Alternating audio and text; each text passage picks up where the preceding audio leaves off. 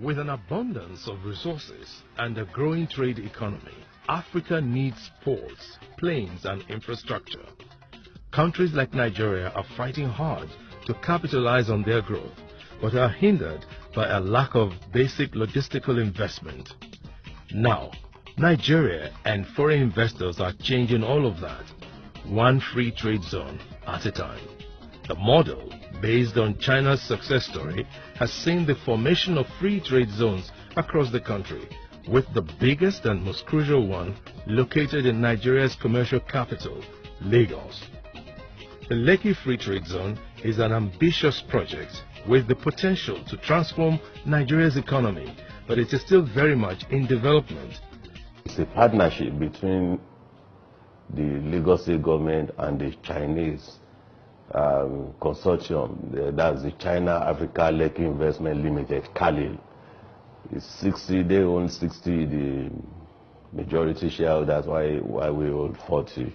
It's a private sector driven venture.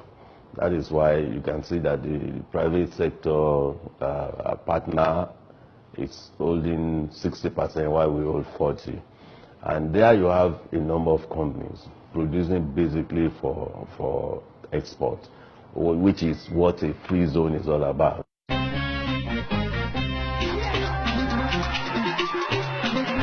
The Lagos State government has approved a total sum of 740 million naira as compensation for host communities of Parcel B, comprising Yegunda, Abomite and the international airport site of the Lekki Free Trade Zone, LFTZ.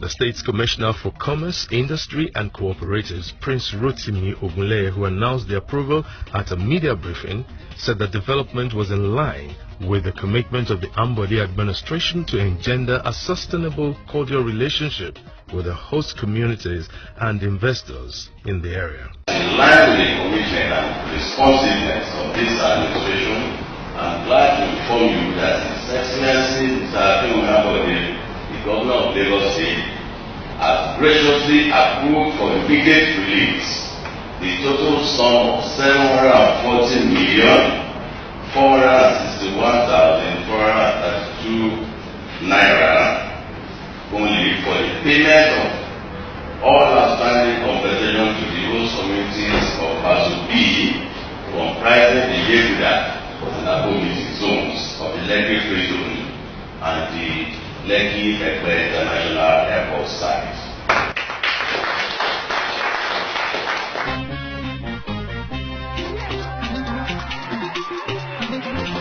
The key focus now is to make the zone viable for business and, more importantly, to set up an unprecedented suite of infrastructure that will make any logistics veteran giddy. Potentially, Lekki's deep sea port will be one of the most advanced in the world, and the area's sheer size will provide for warehouses storing millions and millions of trade wares. This is all in addition to a nearby refinery, which will ensure that the zone also becomes a hub for energy exports. I think that it's an incredible industrial undertaking, possibly the largest and the most ambitious on the continent today.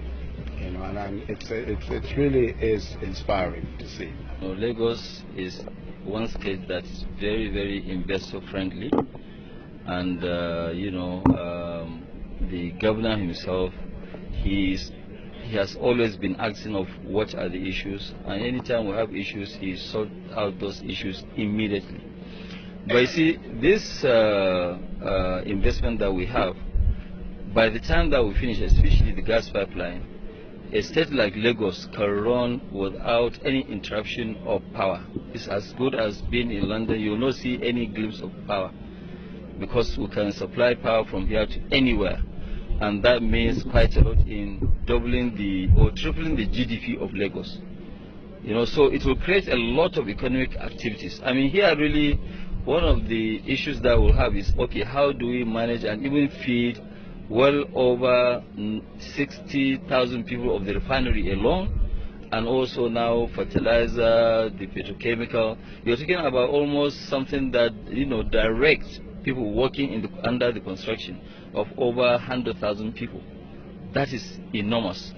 But it's not even only the project that we're doing today.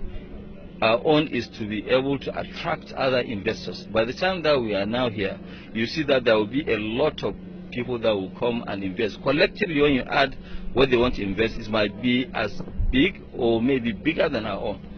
And that's the whole essence of being here in Lagos. But so what really, in a nutshell, what drags us here is that Lagos is investor-friendly state. Firstly, we want to thank Mr. President for allowing the Vice President to come and do a walking visit here on what we have been doing on this Lekki Free Trade Zone project.